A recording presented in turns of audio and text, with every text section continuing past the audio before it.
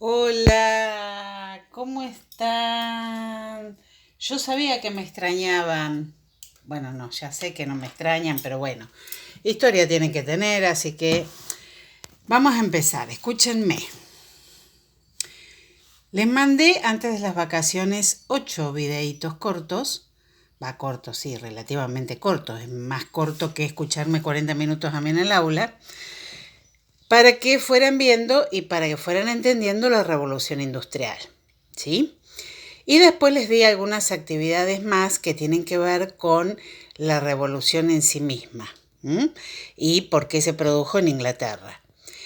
Vamos a hacer un repaso rapidísimo, de todo lo que vimos para poder seguir. Tengan en cuenta que el tema de la revolución industrial, si bien no es complicada, es un tema muy largo. Entonces, todo lo que vimos ya debería estar súper claro para que podamos seguir, terminar el tema y evaluar. Es un tema que no se puede cortar, ¿sí? A ver, podríamos hacer quizás un alto ahora, tomar una prueba y seguir, pero la prueba que siga, los temas que siguen, están súper relacionados con esto. Entonces es totalmente ridículo cortar el tema, por eso les digo que es largo, ¿sí? ¿Qué estuvimos viendo? Vimos el concepto de revolución, ¿sí? Que fue una revolución, y vimos las características. Eso fue lo primero. Y a partir de ahí vimos la primera revolución de lo que se considera como revoluciones burguesas, porque surgen de esa clase social, que es la revolución industrial. Y acá tenemos que hacer una diferenciación. ¿Qué pasaba antes de la revolución y qué pasa después de la revolución? Antes de la revolución, sistema económico social era el precapitalismo, antes. Después, obviamente, le sacamos el pre y nos queda capitalismo. ¿Cómo era el precapitalismo? Teníamos actividades rurales o producción de materias primas muy libre. Recuerden que los campos eran abiertos, no eran dueños de nadie, cada uno sembraba y cosechaba donde quería, y algún señor, algún burgués pedía algo de la ganancia del campesino para sí mismo. Las actividades urbanas eran de tres tipos, o sea, la producción de productos elaborados. Se hacían en el taller artesanal donde trabajaba toda la familia y no dependían de nadie. Después empezó a surgir este sistema doméstico donde aparece el burgués que lleva la materia prima para que una familia produzca y el burgués paga la producción. ¿Sí? Paga por cada frasco de dulce, me parece que ese era el ejemplo. Y las manufacturas urbanas, que son la última evolución, cuando ese sistema doméstico se traslada a un lugar y en vez de ir el burgués a llevar la materia prima, es el obrero, la familia, que se transforma en obrero, que va a trabajar a una fábrica, ¿sí? Una fábrica que por ahora no tiene demasiadas cosas, ¿sí? Es lo mismo que había en la casa de una persona, pero ahora es todo del burgués. Bueno, ¿por qué se va a producir en esta manufactura urbana la revolución industrial? ¿Por qué se produce en Inglaterra? ¿Por qué esta revolución y estas cosas que estaban en toda Europa no evolucionaron en Francia o en España o en Alemania? ¿Por qué Inglaterra? Porque Inglaterra tenía estos 4 puntos que son sumamente importantes. Para empezar, un sistema de gobierno que era la monarquía, pero no absolutista, sino constitucional, que ya hemos visto, que aceptaba los cambios que proponía el pueblo, ¿sí? O sea, un despotismo ilustrado, porque esto no perjudicaba al gobierno, sino que le daba más ganancias. Tenían un importante comercio de ultramar, es decir, no únicamente comerciaban en forma interna, sino también externa. Manufactura desarrollada, esto, ¿sí? Lo que vimos recién, y una agricultura próspera, es decir, había materias primas. Entonces van a aparecer las máquinas. ¿Qué máquinas aparecen? Las máquinas que se utilizan con vapor, que se manejan con vapor, sus motores obviamente. ¿De dónde se saca el vapor? Del agua hirviendo con carbón. Y gracias al uso del carbón se empieza a utilizar también el hierro. Esto, la máquina de vapor, el carbón y el hierro son los 3 elementos fundamentales para que se haya producido esta revolución industrial. Se van a dar 2 movimientos simultáneos que tienen que ver con la revolución. En el campo se cercan las tierras, ¿sí? Cada uno de los burgueses dice: este cacho de tierra es mío, si querés usarlo, te lo doy para que lo uses, te lo alquilo, pero esos alquileres eran muchísimo más altos de lo que se cobraba antes. Entonces, los trabajadores tienen 2 opciones: siguen trabajando, pero para un señor, y se quedan con una proporción muy pequeña de lo que producían, se transforman simplemente en empleados de ese señor o se van, ¿sí? Porque son muy pocos los que pueden alquilar la tierra y trabajarla como propia. ¿A dónde se van? Se van a las ciudades. ¿Qué pasa en las ciudades? Como en las ciudades tenemos algunas de estas manufacturas donde empiezan a utilizarse las máquinas, que es en las fábricas textiles, entonces empiezan a pedir trabajadores. Esos trabajadores van a trabajar, pero no van a ser muchos. ¿Cuál es el tema? Que el trabajador no aguanta trabajar 20 horas seguidas. Entonces el contrato del trabajador era diario, ¿sí?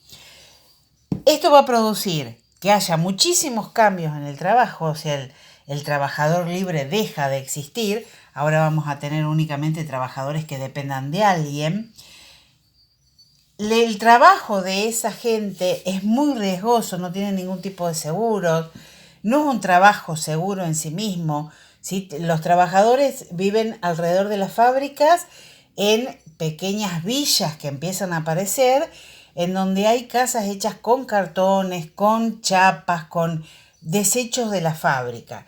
¿Y por qué viven ahí? Porque todos los días, 5 de la mañana, en el portón de las fábricas aparecía una persona que decía: necesito 15 trabajadores, y contrataba 15 personas de las 200 que había para esperar para buscar un trabajo, ¿sí? Entonces el trabajo era diario, mal remunerado. Si uno se accidentaba en el trabajo no tenía seguro. Todo esto son cambios que se van a dar en los trabajadores y en el sistema de trabajo a partir de la revolución industrial. Pero al mismo tiempo, se entendió esto, ¿no? Cambia la situación del campo, cambia la situación de las ciudades, cambia la situación de los trabajadores en los 2 sistemas. ¿Qué otra cosa va a cambiar gracias a esto, que es la aparición de las máquinas? Van a cambiar los transportes. Se van a desarrollar muchísimo los canales en lugares, obviamente, donde hay agua, y las carreteras. El ferrocarril, que tiene que ver con esto, con el hierro, se va a desarrollar, van a aparecer los primeros tranvías, por ejemplo, ¿sí? Las grandes locomotoras. El ferrocarril no es el ferrocarril para llevar a la gente a pasear, sino que es el ferrocarril de carga, ¿sí? Y gran desarrollo de los barcos. Piensen que estamos en Inglaterra, que es una isla, ¿sí? Entonces, los barcos, el ferrocarril, ¿qué es lo que van a permitir? Que el mercado externo, o sea, la venta de productos al exterior y la compra de materias primas del exterior, aumente. ¿Qué va a pasar en las ciudades? Vamos a tener más fábricas, por consiguiente vamos a tener más gente buscando trabajo en esas fábricas, y como la gente busca trabajo en las fábricas, estoy mirando si manché la pared. No la manché. Bueno, como la gente busca trabajo en las fábricas, hay mayor urbanización. Eso significa que crecen las ciudades. Y obviamente crece por ahora el mercado interno. ¿Por qué? Porque la gente esta que consigue trabajo en las fábricas va a comprar las mercaderías de esas fábricas. Por ahora, ¿sí? Entonces el mercado interno, el mercado de la ciudad, va a crecer. ¿Qué es lo que va a pasar con el tiempo? Inglaterra va a tener una superproducción, es decir, produce, pero si yo ya me compré el textil, por ejemplo, los suéteres y la ropa que puedo llegar a usar, no me voy a comprar todos los días lo mismo, ¿sí? Me compro un suéter y un pantalón por temporada, por ejemplo, ¿sí? Entonces esta superproducción se empieza a acumular. ¿Estamos? Las fábricas van a tener cada vez más cantidad de productos hechos. Acá surge el capitalismo. ¿Se entendió hasta acá? ¿Qué es el capitalismo? Ya lo dije el otro día, sistema social, político y económico. El capitalismo va a tener el apoyo del Estado en Inglaterra y va a generar que surjan grandes mercaderes muy ricos, ¿sí? Que son los dueños de los medios de producción. Esto es lo que vemos hasta ahora, ¿sí? ¿Qué es lo que va a pasar en esta revolución industrial que surgió en Inglaterra? La revolución se va a empezar a extender al resto del mundo y va a provocar cambios en otros lugares del mundo, ¿sí? Y se va a producir otro cambio, que es esto, ¿sí? Que es el vapor del carbón, va a cambiar y se va a empezar a usar otra fuente de energía que en lugar de ser el carbón va a ser la electricidad. Es decir, se va a dar otra revolución. En el mundo se dieron 3 revoluciones industriales. Esta que estamos viendo es la primera. La que vamos a ver ahora es la segunda, ¿sí? Que no solo se va a dar en Inglaterra, sino en otros países como Alemania y Estados Unidos. Y la última revolución industrial es la que estamos viviendo desde hace unos 10 o 20 años con el cambio de las maquinarias, ¿sí? Un ejemplo bien clarito es el cambio en los bancos. En vez de ir al banco y hablar con una persona para que me haga una caja de ahorro, un plazo fijo, me venda dólares, etcétera, etcétera, todo eso yo lo hago con una máquina. Entonces los bancos tienen cada vez menos empleados. ¿Se entendió todo hasta acá? Bueno, espero que sí. Vayan, les repito lo que les dije recién como consejo. Vayan, les mostré todo el living de nuevo. Vayan a leyendo, resumiendo, ¿sí? Vayan teniendo claro cada uno de los puntos que vemos. El tema es largo, se los repito, pero ya lo estamos terminando. Así que van a hacer una actividad de revisión completa. Vayan pensando en eso. Nos vemos o nos leemos o nos escuchamos. Besitos para todos.